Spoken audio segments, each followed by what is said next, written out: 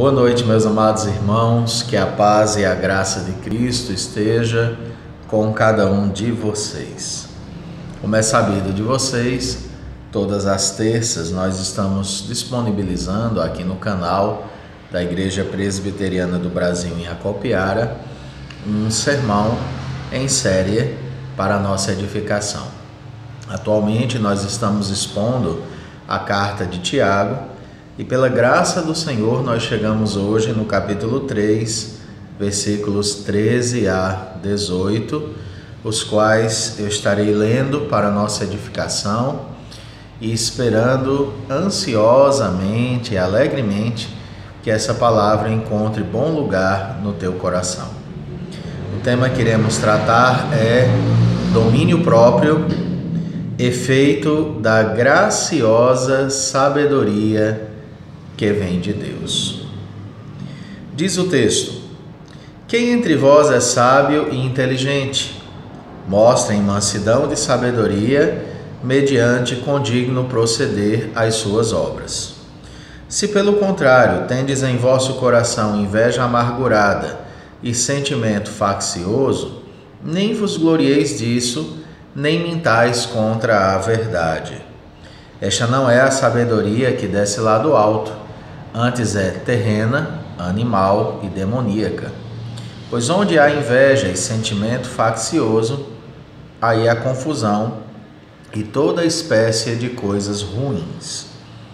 A sabedoria, porém, lá do alto, é primeiramente pura, depois pacífica, indulgente, tratável, plena de misericórdia e de bons frutos, imparcial, sem fingimento. Ora, é em paz que se semeia o fruto da justiça para os que promovem a paz. Vamos pedir a direção do Senhor. Pai, muito obrigado pela leitura simples das Escrituras e pedimos ao Senhor que utilize esse texto para abençoar ricamente a nossa vida e a nossa fé, a fim de que sejamos melhores a partir da Tua palavra bendita. Assim oramos em nome de Jesus. Amém.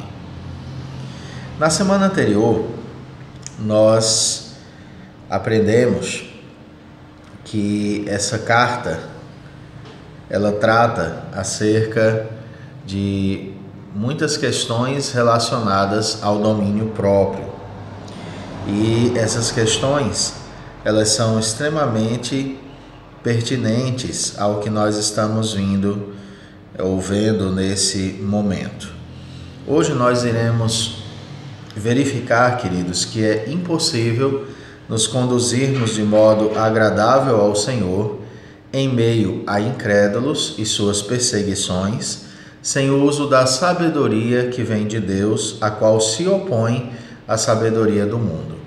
Nós, de fato, necessitamos desta sabedoria.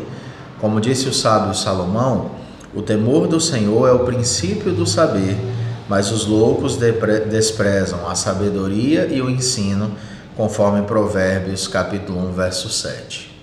Você deve recordar, e está aqui no nosso canal, que nós aprendemos acerca da língua como um mal indomável. E esse mal indomável só encontra de fato o domínio não pela nossa força, mas pela obra da graça de Deus em nós. É quando o Senhor transforma o nosso coração que as nossas palavras também passam a ser palavras transformadas e transformadoras para a glória de Deus. Hoje nós queremos dar continuidade a esse aspecto do domínio próprio, e aí nós entendemos que não é possível termos esse domínio próprio se não obtivermos sabedoria do alto para nos conduzirmos segundo a vontade do nosso Deus. Portanto, em primeiro lugar, nossa sabedoria é revelada nas nossas obras. A maneira como nos conduzimos revela muito daquilo que somos em nosso coração.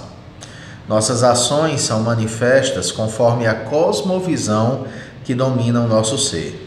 Se o nosso coração foi alcançado pela graça regeneradora do Senhor, nossa conduta irá evidenciar isso com toda a clareza. Todavia, Se nosso ser ainda é dominado pelos ídolos do nosso coração, a nossa conduta externa irá expor nossos mais íntimos pensamentos. Em outras palavras, é isso que Tiago nos diz no versículo 13. Diz o texto: quem entre vós é sábio e inteligente? É uma pergunta. Mostre com mansidão de sabedoria, mediante condigno proceder, as suas obras. Não sei se vocês perceberam, Tiago está dizendo: mostre sabedoria por meio daquilo que você pratica. Em outras palavras, ainda que nos esforcemos para maquiar as mais íntimas intenções do nosso coração, elas virão à tona por meio de nossa conduta, visto que essa conduta reflete o nosso coração. O que fazemos e falamos reflete o modo como nós pensamos. Nós somos um efeito do nosso pensamento, da nossa programação natural. Quando essa programação é modificada pelo Espírito Santo de Deus e pela graça de Deus, então novas atitudes surgem como efeito dessa graça nas nossas vidas. Um autor que eu já citei tantas vezes aqui na nossa série expositiva, o autor chamado Simon Kistemaker, ele diz acerca desse texto que o cristão ele não vive isolado, mas na companhia de outros, na comunidade em que Deus o colocou.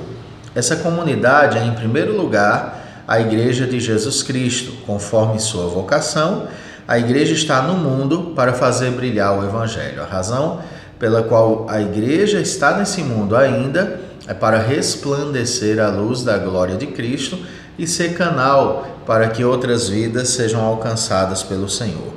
O que Tiago diz é o seguinte: mostrem a verdadeira sabedoria por meio de uma conduta que glorifique o Senhor. Um homem sábio afirma sua nobre conduta por meio de um condigno proceder. Tiago já nos explicou que esta sabedoria que tanto necessitamos, ela vem do Senhor, e quem não a possui precisa orar pedindo-lhe que a conceda. E isso está no capítulo 1, verso 5, que nós expomos lá atrás. Se, porém, algum de vós, diz o texto, necessita de sabedoria, peça a Deus, que a todos dá liberalmente e nada lhes impropera, e ser-lhe-á concedida. Todavia, queridos, existem duas formas de sabedoria. Aquela que é oriunda do homem natural, um homem que não experimentou ainda a graça salvadora de Deus, e aquela que vem do homem espiritual, que é aquele que foi regenerado pelo nosso Senhor. A sabedoria cuja origem é o coração do homem não regenerado é classificada por Tiago nesse texto como uma sabedoria maligna. E essa é a segunda questão que eu quero trazer para nós, de 3 questões hoje. Então, em segundo lugar, as obras carnais evidenciam uma sabedoria maligna. E aí nos versos de 14 a 16 lemos: se pelo contrário tendes em vosso coração inveja amargurada e sentimento faccioso, nem vos glorieis disso, nem mintais contra a verdade. Esta não é a sabedoria que desce lá do alto, antes é terrena, animal e demoníaca. Pois onde há inveja e sentimento faccioso, sentimento de divisão, aí há confusão e toda espécie de coisas ruins. E esse comportamento é resultado de uma sabedoria humana que é por si só uma sabedoria maligna, uma vez que ela é dominada pelo coração pecaminoso. Havia pessoas, queridos, nas comunidades para as quais Tiago escrevia, que estavam tomadas por obras da carne, como a inveja amargurada e o sentimento faccioso. Por isso, sua língua não possuía domínio próprio, pois ainda era regida pelo coração. Um coração que estava ausente do amor ao próximo, ou cujo amor ao próximo estava ausente desse coração. Em 1 de João, capítulo 4, verso 7, nós lemos o seguinte: Amados, amemo-nos uns aos outros, porque o amor procede de Deus. E todo aquele que ama é nascido de Deus e conhece a Deus. A lista contendo essas obras carnais está na carta aos Gálatas, no capítulo 5, versículos de 19 a 21, e diga-se de passagem, não é uma lista ampla, ela é uma lista breve. Diz assim: Ora, as obras da carne são conhecidas, e são prostituição, impureza, lascívia, idolatria, feitiçarias, inimizades, porfias, ciúmes, iras, discórdias, dissensões, facções, invejas, bebedices, glutonarias e coisas semelhantes a estas, a respeito das quais eu vos declaro, como já outrora vos preveni, que não herdarão o reino de Deus os que tais coisas praticam. Irmãos, aqueles cuja vida testemunha essas obras carnais ainda não nasceram de Deus. Estas terríveis obras evidenciam o coração corrupto, dominado pela sabedoria maligna. E qual é a sabedoria que habita em nosso coração e tem conduzido nossas ações? E aí entra, então, o terceiro ponto dessa mensagem. O fruto do Espírito evidencia uma sabedoria divina. Tiago nos apresenta a sabedoria que produz práticas santas. Esta sabedoria é divina porque sua origem vem de Deus, que operou graça e regenerou o coração dos seus escolhidos. E acerca dela, lemos nos versos 17 a 18. A sabedoria, porém, lá do alto é primeiramente pura, depois pacífica, indulgente, tratável, plena de misericórdia e de bons frutos, imparcial, sem fingimento. Ora, é em paz que se semeia o fruto da justiça, para os que promovem a paz. Tiago nos revela algumas marcas desta sabedoria. Primeiramente, a origem dela está em Deus. Tiago diz que essa sabedoria não é inata no homem, mas é concedida por Deus. Somente o Senhor pode controlar o nosso coração corrupto. Lemos em Ezequiel 11, de 19 a 21. Dar-lhes-ei um só coração, espírito novo, porém, dentro deles. Tirarei da sua carne o coração de pedra e lhes darei coração de carne, para que andem nos meus estatutos e guardem os meus juízos e os executem. Eles serão o meu povo e eu serei o seu Deus. Mas quanto àqueles cujo coração se compraz em seus ídolos detestáveis e abominações, eu farei recair sobre sua cabeça as suas obras, diz o Senhor Deus. A segunda questão é que essa sabedoria ela é pura. Tiago diz que ela é sem mistura. A verdadeira sabedoria não é uma mescla de valores filosóficos, humanos e do pensamento de Deus revelado na sua Escritura. Não. A verdadeira sabedoria é pura.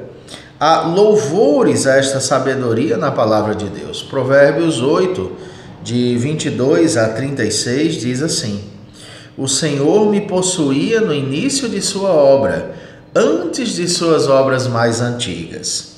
Desde a eternidade fui estabelecida, desde o princípio, antes do começo da terra, antes de haver abismos eu nasci, e antes ainda de haver fontes carregadas de águas, antes que os montes fossem firmados, antes de haver outeiros eu nasci. Ainda ele não tinha feito a terra, nem as amplidões, nem sequer o princípio do pó do mundo. Quando ele preparava os céus, aí estava eu. Quando traçava o horizonte sobre a face do abismo, quando firmava as nuvens de cima, quando estabelecia as fontes do abismo, quando fixava ao mar o seu limite, para que as águas não traspassassem os seus limites, quando compunha os fundamentos da terra, então eu estava com ele e era seu arquiteto. Dia após dia eu era as suas delícias, folgando perante ele em todo o tempo, regozijando-me no seu mundo habitável e achando as minhas delícias com os filhos dos homens. Agora, pois, filhos, ouvi-me, porque felizes serão os que guardam os meus caminhos. Ouvi o ensino, sede sábios e não rejeiteis. Feliz o homem que me dá ouvidos, velando dia a dia as minhas portas, esperando as ombreiras da minha entrada, porque o que me acha, acha a vida e alcança favor do Senhor. Mas o que peca contra mim, violenta a própria alma. Todos os que me aborrecem amam a morte. É como se a sabedoria estivesse falando. E ela diz que quem a encontra, encontra a vida. Finalmente, ela carrega o fruto do Espírito. Quando nossa mente é modificada por Deus, nossas ações passam a glorificá-lo. Já não estamos mais sob o domínio da natureza caída de Adão, mas nos revestimos de Cristo e andamos segundo o seu querer, produzindo fruto do Espírito em nossos relacionamentos. Este fruto está descrito em Gálatas 5, de 22 a 26, conforme nós já observamos hoje. E finalmente, queridos, essa sabedoria promove a paz. A igreja a qual Tiago escreve já sofria muito com lutas exteriores. Tiago não podia consentir que pecados internos também maltratassem o rebanho. Tiago está combatendo a conduta pecaminosa, explicando que somente quando a sabedoria do alto dominar o nosso ser, seremos capazes de promover a paz e o amor na casa de Deus. Falei inicialmente que este capítulo da carta trata sobre controle ou domínio próprio. Somente quando nosso ser for alcançado pela verdadeira sabedoria, teremos uma conduta que refletirá a bondade de Deus e o fruto do Espírito. Se nossas ações para com os nossos irmãos em Cristo estão tomadas de inveja amargurada e sentimento faccioso, não possuímos a sabedoria do alto. Antes estamos sendo escravizados pela sabedoria terrena, que é animal e demoníaca. Precisamos com urgência rogar ao Senhor que troque o nosso coração. Precisamos rogar para que o texto de Ezequiel 36, de 26 a 27, se torne realidade na nossa vida. Dar-vos-ei coração novo, e porei dentro de vós espírito novo. Tirarei de vós o coração de pedra, e vos darei coração de carne. Porei dentro de vós o meu espírito, e farei que andeis nos meus estatutos, guardeis os meus juízos e os observeis. Sabe, querido irmão e amigo, a sabedoria tão necessária que nós precisamos, essa que é pura, essa que vem do alto, ela vem sobre nós quando a graça de Deus transforma nosso coração. É preciso, portanto, que nós roguemos ao Senhor por um coração transformado. É preciso que clamemos a Deus, que Ele complete a obra em nossa vida. Que supliquemos ao Senhor que Ele corrija o nosso ser de erros que ainda persistem em nós. Queridos irmãos, muitas vezes nós paramos de lutar. Achamos ou nos acostumamos com a vida cristã que alcançou certo ponto na nossa jornada e acabamos achando que já estamos muito bem. Querido, não importa o seu nível de maturidade cristã, não é tua maturidade que te salva, e sim a graça de Deus. Mas por outro lado, é muito importante que você amadureça. Primeiro, por amor ao Senhor. Segundo, para que você seja mais útil à sua obra, ao seu reino. E para que você seja bênção na casa do Senhor, tendo sabedoria em seu coração, para agradar o Senhor com a sua vida e ser instrumento na vida dos nossos irmãos. Que o Senhor aplique esse texto da carta de Tiago ao teu coração e te conduza segundo a boa vontade do Senhor. Amado Pai, te agradecemos por esse momento tão importante onde nós podemos aprender a tua palavra. Que esse texto chegue aonde precisar chegar. Que esse vídeo seja assistido aonde ele necessita ser assistido. E que toda honra e glória sejam do Senhor. E que a tua palavra realmente siga o teu curso e propósito. E quanto a mim, Senhor, continue tratando minha vida e usa-me conforme achares melhor. Em nome de Jesus. Amém. Fiquem com Deus. Muito obrigado. E até o próximo vídeo, se o Senhor nos permitir.